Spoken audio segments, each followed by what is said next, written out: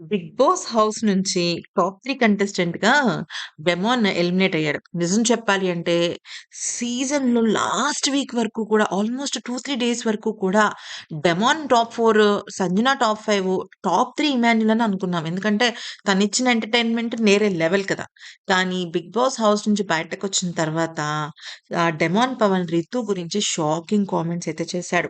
అయితే రితు గురించి తను ఏం చెప్పాడనేది గనుక చూస్తే నిజానికి 'డెమాన్ పవన్', 'కళ్యాణ్' వీళ్ళందరూ ఒక బ్యాచ్ వెళ్లారు గదా! అగ్ని పరీక్ష బ్యాచ్. వీళ్ళు ఓనర్స్‌గా వెళ్లారు. సో, ఓనర్స్‌గా వెళ్ళినప్పుడు అక్కడ చాలా ఇదుంది. ప్లస్ ఫస్ట్ వీకే 'డెమాన్ పవన్' నామినేషన్స్‌లో ఉన్నాడు. మీకు గుర్తుందా? భరణి గారిని అంటే భరణి గారు సేవ్ అయ్యారు కాబట్టి ఒకళ్ళు నామినేట్ చేయాలి అనేసంటే 'డెమాన్ పవన్' నామినేట్ చేయడం అయితే జరిగింది.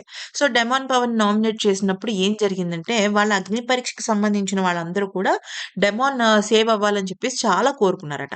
కానీ అలా కాకుండా వాళ్ళు కాకుండా సెలబ్రిటీస్‌లో అంటే టెనెంట్స్‌లో ఒక్క రితు మాత్రమే డెమాన్ గెలవాలి, సేవ్ అవ్వాలి అని చెప్పేసి రోజంతా కూడా బాధపడిందంట, టెన్షన్ పడిందంట. "నువ్వు ఎలాగైనా గెలవాలి డెమాన్" అని చెప్పేసి కోరుకుందంట.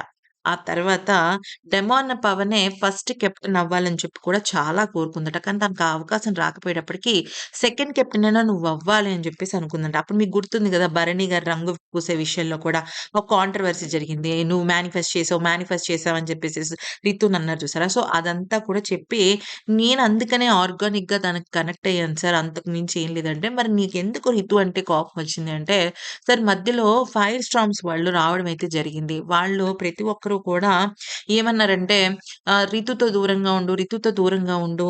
నీకెందుకు చెప్తున్నానో విను" అని చెప్పి నన్ను బెదిరిస్తా ఉండేవాళ్ళు సార్. ఆ బెదిరిస్తూ ఉన్నప్పుడు అసలు బయట ఏం జరిగిందని తెలుసుకోవాలని ఉంటది కదా!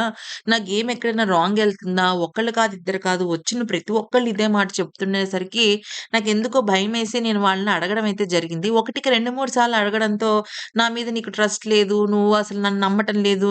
నేను నిన్ను మోసం చేస్తాననుకుంటున్నావా? ఇలాంటి మాటలన్నీ మాట్లాడేసరికి ఎక్కడో నేను ఆ వారం చాలా హర్ట్ అయ్యాను సార్. ఆ తర్వాత కూడా ఆ బ్యాగేజ్ అంటే బయట నుంచి ఎలిమినేట్ అయిపోయిన కంటెస్టెంట్స్ కూడా నీకు బుర్ర లేదు. నీకు కండబలం ఉంది. బుద్ధి బలం లేదు అనేసరికి నేను చాలా డిప్రెషన్ అయ్యాను. ఇక మాధురి గారు కూడా నన్ను తిట్టడంతో ఇంక ఏం చేయాలో అర్థం కాలేదు. ఆ టైంలో నన్ను తను అర్థం చేసుకోలేదు. కానీ నేను తనని తొయడం కూడా తప్పే. సో, నేనింక దాని గురించి మాట్లాడదలుచుకోలేదు. కానీ జెన్యూన్‌గా నాకైతే సపోర్ట్ చేసింది రితునే కానీ, కొన్ని విషయాల్లో మాత్రం నాకైతే నచ్చలేదు తను. ఆ విషయం నేను తనకు గూడా చెప్పాను. తను కూడా యాక్సెప్ట్ చేసింది అని చెప్పి చెప్పాడన్నమాట.